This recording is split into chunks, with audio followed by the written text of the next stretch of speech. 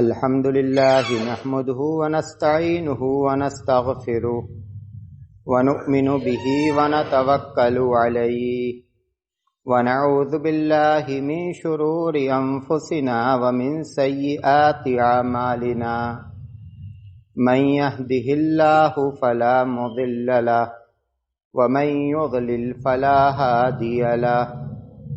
وأشهد أن لا إله إلا الله وأشهد أن محمدا عبده ورسوله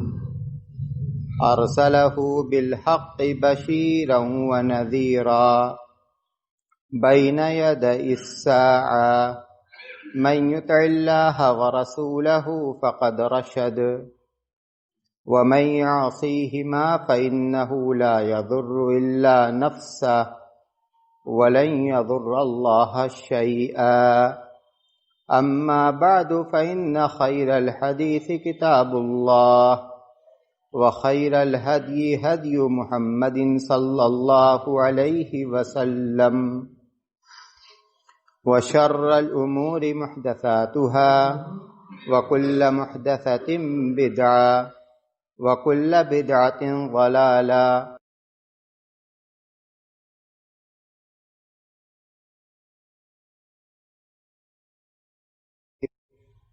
بسم اللہ الرحمن الرحیم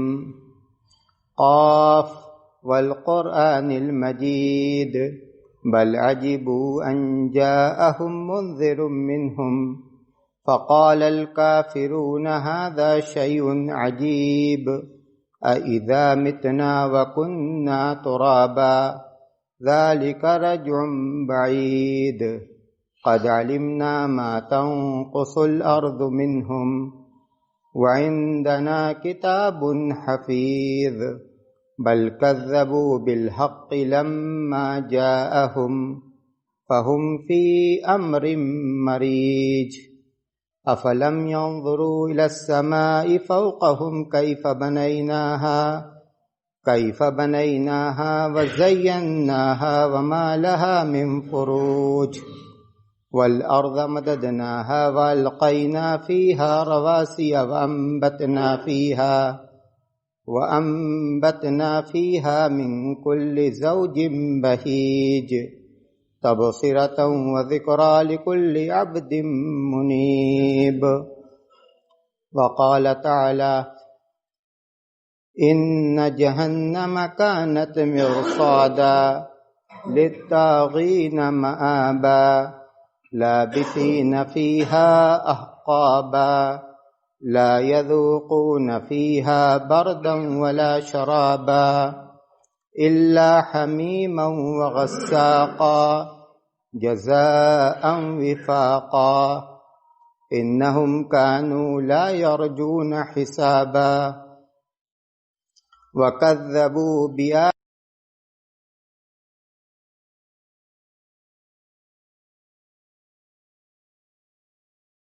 ذوقوا فلن نزيدكم إلا عذابا۔ برادران اسلام،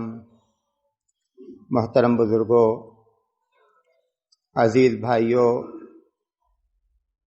ماں اور بہنوں، اس وقت ہم سخت جاڑے کے موسم سے گزر رہے ہیں۔ اس موقع پر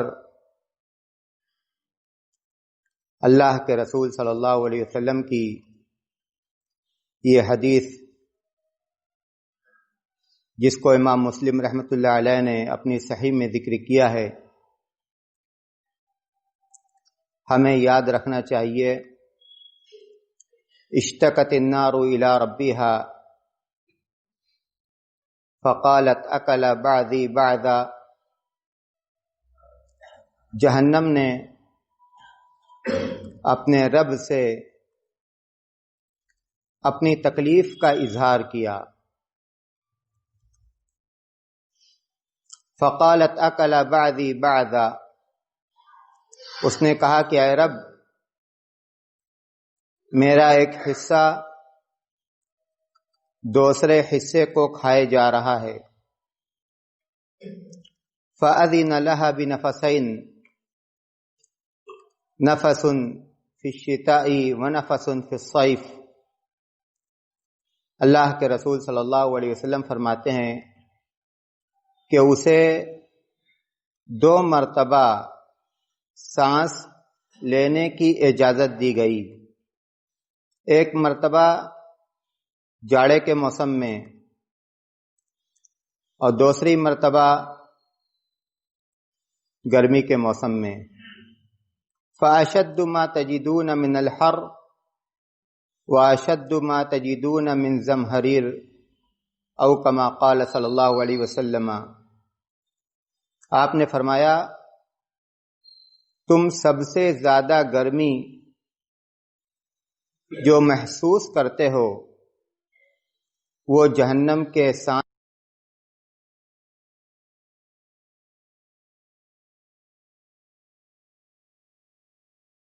ہو، وہ بھی جہنم کے سانس لینے کی وجہ سے ہے۔ موسم کے اندر جو تبدیلی واقع ہوتی ہے اس کے جو ظاہری اسباب ہیں، ان ظاہری اسباب کے ساتھ ساتھ یہ سبب جو ہمیں اس صحیح حدیث کے اندر بتلایا گیا ہے اس پر بھی ہمارا ایمان ہونا چاہیے، اور اس جیسے موقع پر ہمیں جہنم کو اور اس کی ہولناکیوں کو بھی یاد کرنا چاہیے کہ یہ جہنم جس کو اللہ تبارک و تعالیٰ نے ظالموں کا، کافروں کا، فاسقوں کا، فاجروں کا ٹھکانہ بنایا ہے، ان جہنم کانت مرصادا للطاغین مآبا، بے شک جہنم گھات میں بیٹھی ہے، انتظار کر رہی ہے، للطاغین مآبا، یہ سرکشوں کا ٹھکانہ ہے، اللہ کے حکم کی خلاف ورزی کرنے والوں کا ٹھکانہ ہے، اللہ کے بندوں پر ظلم اور زیادتی کرنے والوں کا ٹھکانہ ہے۔ شریعت کے احکام کو جو لوگ فراموش کر دیتے ہیں، شریعت کے احکام کی خلاف ورزی کرتے ہیں، اللہ کی حرام کردہ چیزوں کا ارتکاب کرتے ہیں، اللہ کے فرائض کو ترک کرتے ہیں، اس طرح کے اعمال کر کے جو اپنے اوپر ظلم اور زیادتی کرتے ہیں، یہ جہنم ان کا ٹھکانہ ہے۔ ان جہنم کانت مرصادا،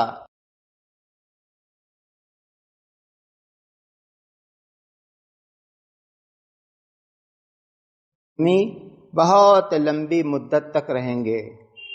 جب جہنمی جہنم میں چلے جائیں گے، جنتی جنت میں چلے جائیں گے، تو پھر موت کو ذبح کر دیا جائے گا۔ جنتیوں سے کہا جائے گا تم جنت میں رہو، تمہیں موت نہیں آئے گی، جہنمیوں سے کہا جائے گا تم جہنم میں رہو، تمہیں موت نہیں آئے گی۔ لابثین فیہا احقابا لا یذوقون فیہا بردا ولا شرابا، جنت کے اندر نہ انہیں راحت پہنچانے والی ٹھنڈک ملے گی، راحت پہنچانے والی ٹھنڈک جہنم میں نہیں ملے گی، ولا شرابا، اور نہ ایسا پانی جو جہنمیوں کی پیاس کو بجھا سکے۔ ہاں پانی ملے گا لیکن وہ کھولتا ہوا پانی ہوگا، تکلیف کو اور زیادہ بڑھائے گا، ہونٹ پھول پھول کر لٹک جائیں گے، اتڑیاں کٹ جائیں گی۔ فقطع امعاءہم، قرآن کریم کی دوسری آیت کریمہ میں اللہ نے فرمایا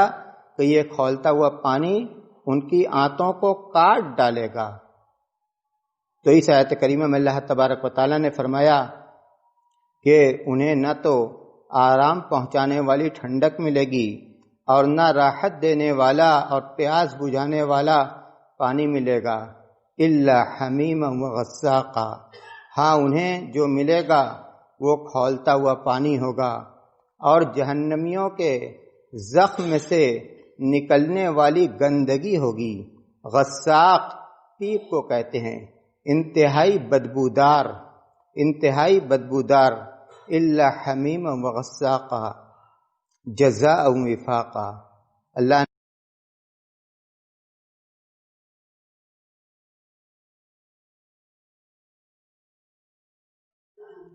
انہوں نے دنیا کے اندر کیے، اب یہ ان کے عمل کی سزا ہے، ان کے عمل کا بدلہ ہے۔ جزاء وفاقا انہم کانوا لا یرجون حسابا، ان کا حال تو دنیا میں یہ تھا کہ وہ حساب کی امید ہی نہیں رکھتے تھے، ان کو اس بات کا یقین ہی نہیں تھا کہ قیامت کا دن آئے گا اور ہمارے اعمال کا حساب و کتاب ہوگا۔ انہم کانوا لا یرجون حسابا وکذبوا بآیاتنا کذابا، اور اس کے ساتھ ساتھ ان کا حال یہ تھا کہ وہ ہماری آیتوں کو جھٹلاتے تھے، ہماری آیتوں پر ان کا ایمان ہی نہیں تھا، ہماری آیتوں پر ان کے دل میں یقین ہی نہیں تھا، وہ اس کو کوئی اہمیت ہی نہیں دیتے تھے۔ وَكُلَّ شَيْءٍ أَحْصَيْنَاهُ كِتَابًا، اللہ کہتا ہے کہ ان کے سارے اعمال کو ہم نے تحریر کی شکل میں شمار کر رکھا ہے۔ کوئی عمل، دنیا کا کوئی عمل ایسا نہیں ہے اچھا یا برا جو ان کے نامہ اعمال میں موجود نہ ہو۔ ہمیں چاہیے کہ ہم اپنی عملی زندگی کا جائزہ لیں کہ ہم اپنی عملی زندگی میں کیا آخرت پر ایمان کی لذت کو محسوس کرتے ہیں؟ کیا جب ہم ایک دوسرے کے ساتھ کوئی معاملہ کرتے ہیں، اپنی زبان سے کوئی بات نکالتے ہیں، تو کیا ہماری اس بات سے یا ہمارے اس عمل سے یہ محسوس ہوتا ہے کہ یہ بولنے والا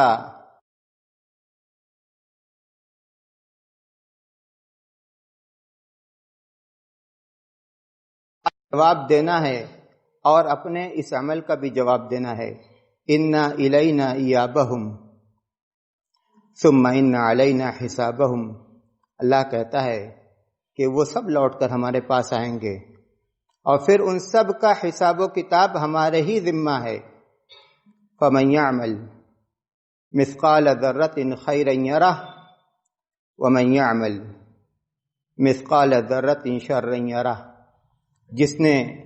ذرہ برابر بھی نیکی کا کام کیا وہ اسے بھی اپنے نامہ اعمال میں دیکھے گا اور پائے گا، اور جس نے معمولی سے معمولی گناہ کا کام کیا اسے بھی وہ اپنے نامہ اعمال میں پائے گا۔ ما لهذا الكتاب لا يغادر صغيرة ولا كبيرة إلا أحصاها ووجدوا ما عملوا حاضرا ولا يظلم ربك أحدا، جب نامہ اعمال سامنے آئے گا تو دیکھ کر انسان حیران ہو جائے گا، کہے گا کہ ما لهذا الكتاب، یہ کیسا نامہ اعمال ہے، لا یغادر صغیرۃ ولا کبیرۃ الا احصاها، اس نے تو ہر چھوٹا بڑا عمل لکھ رکھا ہے، کوئی چیز چھوٹی ہی نہیں۔ ووجدوا ما عملوا حاضرا، انہوں نے جو کچھ دنیا کے اندر کیا اس کو نامہ اعمال میں موجود پائیں گے، لکھا ہوا پائیں گے، حاضر پائیں گے۔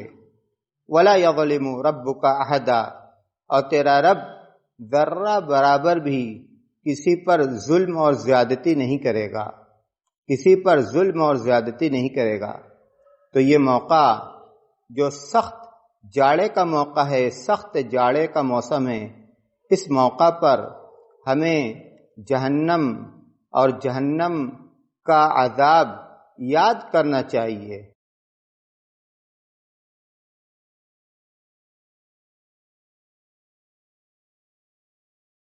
کی وجہ سے ہے، ان اسباب کے ساتھ ساتھ جو اس کے ظاہری اسباب ہیں، اور اسی کے ساتھ ساتھ اس موقع پر ہمیں یہ بھی حکم دیا گیا کہ ہم اس سردی سے بچنے کے اسباب اور ذرائع کو اختیار کریں۔ حضرت عمر رضی اللہ تعالی عنہ اپنے دور خلافت کے اندر جب سردی کا موسم آتا تھا تو اپنے گورنروں کو لکھتے تھے، کہتے تھے کہ جاء الشتاء وهو عدو لكم فتاہبوا لہ اہبتہ من الصوف والخفاف والجوارب واتخذوا لہ شعارا ودثارا فإن البرد عدو سریع دخولہ بعید خروجہ۔ امام ابن رجب حنبلی نے اپنی کتاب لطائف المعارف میں اس اثر کو ذکر کیا ہے۔ کہتے ہیں کہ حضرت عمر اپنے گورنروں کو لکھتے تھے کہ دیکھو جاڑا آ گیا اور یہ دشمن ہے، یہ دشمن ہے، تو اس کی تیاری اون کے ذریعے سے، چمڑے کے موزوں کے ذریعے سے اور کپڑے کے موزوں کے ذریعے سے کرو۔ واتخذوا لہ شعارا ودثارا واتخذوا الصوف شعارا ودثارا، اور اون کو یعنی اونی کپڑوں کو اندر بھی پہنو اور اوپر بھی پہنو۔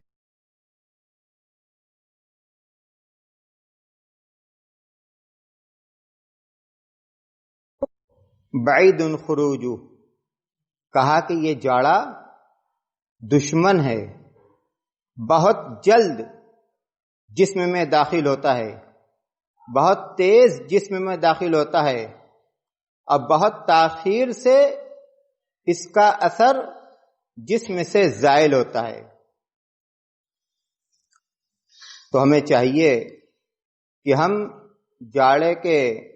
اس موسم میں اپنے جسم کی حفاظت کا انتظام کریں، کپڑوں کے ذریعے سے، گھروں کے اندر جو گھروں کو اور کمروں کو گرم رکھنے والی چیزیں ہیں، ہیٹر ہے یا جیسی چیزیں ہیں، ان کا انتظام کیا جائے۔ کھانے پینے میں بھی ایسی چیزوں کا انتخاب کیا جائے جو جسم کے اندر طاقت اور گرمی پیدا کرنے والے ہوں، اور اسی کے ساتھ ساتھ جن گھروں کے اندر چھوٹے بچے ہیں خاص طور سے ان پر توجہ دی جائے، ان کو سردی سے بچایا جائے۔ جن گھروں کے اندر بزرگ حضرات ہیں، والد ہیں، والدہ ہیں اور بزرگ لوگ ہیں، خاص طور سے ان کا اہتمام کیا جائے، ان پر توجہ دی جائے، ان کے کھانے پر، ان کے علاج پر، ان کے لباس پر، ان کے جو چیزیں اوڑھنے والی ہیں ان پر، اور اسی کے ساتھ ساتھ وہ چیزیں بھی جو ان کو راحت اور آرام پہنچا سکتی ہیں، وہ چیزیں بھی انہیں فراہم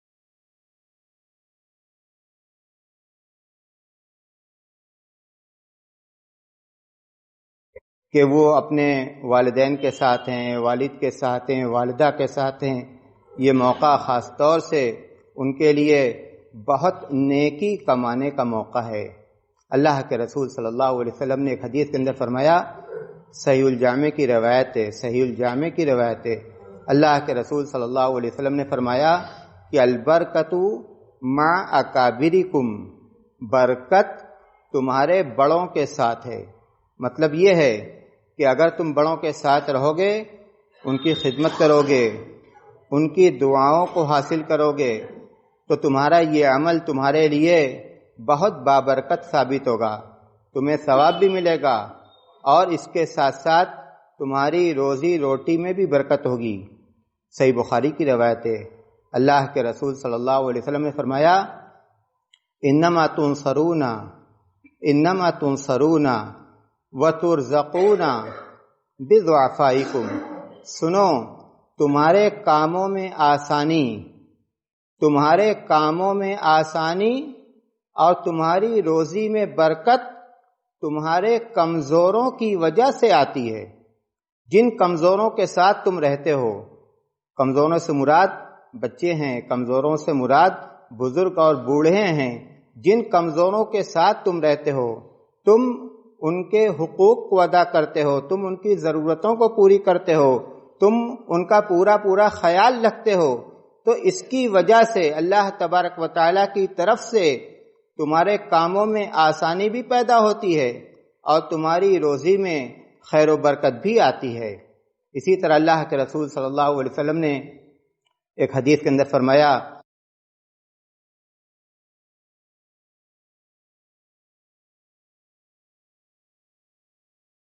کہ من سرہ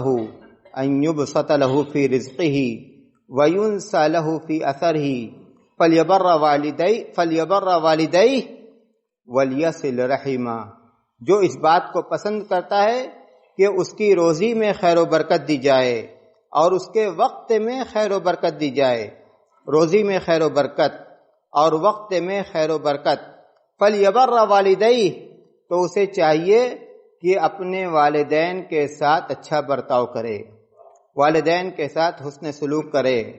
والدین کی ضرورتوں کو ترجیحی طور پر پوری کرے، ترجیحی طور پر ان کی ضرورتوں کو پوری کرے، پہلے ان کی ضرورتوں کو پوری کرے، اس کے بعد دوسروں کی ضرورتوں کو پوری کرے۔ فَلْيَبَرَّ وَالِدَيْهِ وَلْيَصِلْ رَحِمًا، اور والدین کے ساتھ ساتھ جو دوسرے رشتہ دار ہیں ان کے حقوق کا بھی خیال رکھے، ان کے ساتھ صلہ رحمی کرے۔ تو یہ ہماری ذمہ داری ہے خاص طور سے اس موسم میں کہ ہم اپنے والدین کا خیال رکھیں۔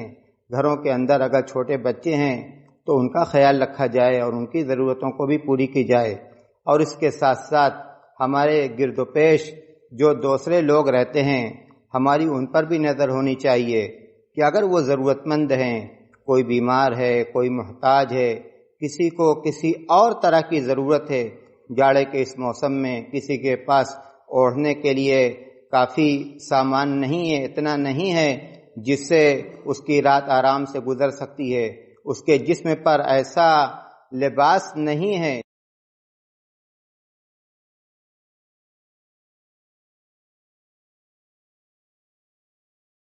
پوری کریں۔ اللہ کے رسول صلی اللہ علیہ وسلم نے فرمایا احب الناس الی اللہ انفعهم للناس واحب الاعمال الی اللہ سرور تدخل علی مسلم او تکشف عنہ کربتا او تطرد عنہ جوعا او تقضی عنہ دینا۔ اللہ کے رسول صلی اللہ علیہ وسلم نے فرمایا کہ لوگوں میں اللہ کے نزدیک سب سے محبوب وہ شخص ہے جو اللہ کے بندوں کے لیے سب سے زیادہ مفید ہو، سب سے زیادہ اللہ کے بندوں کے کام آنے والا ہو، اور لوگوں کے اعمال میں اللہ کے نزدیک وہ عمل سب سے زیادہ محبوب ہے، سب سے زیادہ پسندیدہ ہے، جو کسی مسلمان کو، جس کے ذریعے سے کسی مسلمان کو خوش کیا جاتا ہے، اس کو راحت دی جاتی ہے، اس کو آرام دیا جاتا ہے، اس کی دعائیں لی جاتی ہیں، او تطرد عنہ جوعا، یا اس کی بھوک کو مٹایا جاتا ہے، کھانے کی ضرورت ہے اس کو کھانا فراہم کیا جاتا ہے، علاج کی ضرورت ہے اس کا علاج کرایا جاتا ہے، او یکشف عنہ کربتن، اس کی تکلیف کو دور کیا جاتا ہے، چاہے وہ کسی بھی طرح کی تکلیف ہو، کسی بھی طرح کی مصیبت اور کسی بھی طرح کی پریشانی ہو، اس تکلیف کو دور کیا جاتا ہے، اس کو دوا علاج فراہم کیا جاتا ہے، اس کو کھانا دیا جاتا ہے، اس کو کپڑا دیا جاتا ہے، اس کو مناسب بستر اور بچھونا دیا جاتا ہے، او تقضی عنہ دینا، یا اس کے قرض کو ادا کیا جاتا ہے، تو ان اعمال کو اللہ کے نزدیک سب سے محبوب عمل اللہ کے رسول صلی اللہ علیہ وسلم نے اس حدیث کے اندر بتلایا ہے۔ تو جاڑے کے اس موسم میں ہمارے اپنے جو رشتہ دار ہیں، والدین ہیں، بال بچے ہیں، ان کے تعلق سے ہم پر جو ذمہ داری عائد ہوتی ہے ہم ان ذمہ داریوں کو بھی ادا کریں، اور اس کے ساتھ ساتھ گرد و پیش میں جو ضرورت مند رہتے ہیں ہم ان کا بھی خیال رکھیں، اور اس کے ساتھ ساتھ اللہ تبارک و تعالی کے عذاب کی جو جگہ ہے، عذاب کی اس جگہ کو اور اس کی ہولناکیوں کو یاد کریں، جس کے بارے میں قرآن کریم میں بہت ساری باتیں ذکر کی گئی ہیں۔ اس کی ہولناکیوں کے تعلق سے اللہ تبارک و تعالی نے فرمایا کلما خبت زدناہم سعیرا، جہنم کا حال تو یہ ہے کہ جب ذرا بھی سرد ہوگی تو اللہ کہتا ہے کہ ہم اس کو اور زیادہ بھڑکا دیں گے۔ ایسا نہیں ہے کہ جہنم کی آگ جلتے جلتے ٹھنڈی پڑ جائے گی، سرد ہو جائے گی، ختم ہو جائے گی، ایسا نہیں ہوگا۔ کلما خبت زدناہم سعیرا۔ دوسری آیت کریمہ میں اللہ فرماتا ہے کلما نضجت جلودہم بدلنا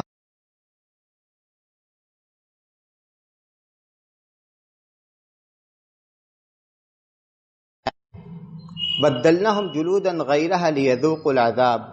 تو ہم چمڑوں کو بدل دیں گے تاکہ عذاب کی تکلیف کو وہ برابر محسوس کرتے رہیں،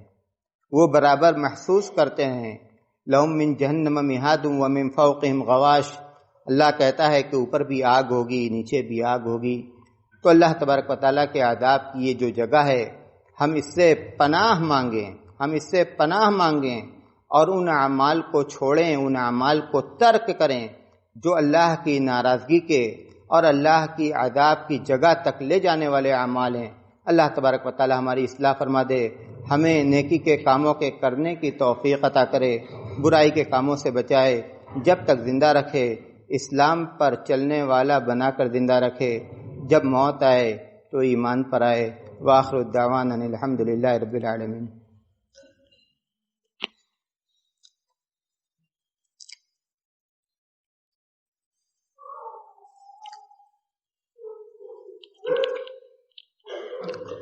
الحمد للہ نحمده ونستعینه ونستغفره ونؤمن به ونتوکل علیہ ونعوذ باللہ من شرور انفسنا ومن سیئات اعمالنا من يهده الله فلا مضل له ومن يضلل فلا هادي له واشهد ان لا اله الا الله واشهد ان محمدا عبده ورسوله اما بعد فاعوذ باللہ من الشیطان الرجیم بسم اللہ الرحمن الرحیم ان اللہ وملائکتہ یصلون علی النبی یا ایہا الذین آمنوا صلوا علیہ وسلموا تسلیما اللہم صل علی محمد وعلی آل محمد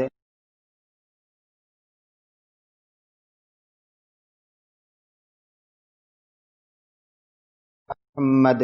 کما بارکت علی ابراہیم وعلی آل ابراہیم انک حمید مجید عباد اللہ رحمکم اللہ ان اللہ یأمر بالعدل والإحسان وإیتاء ذی القربى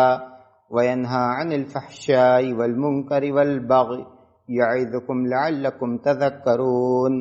اذکروا اللہ یذکرکم وادعوہ یستجب لکم ولذکر اللہ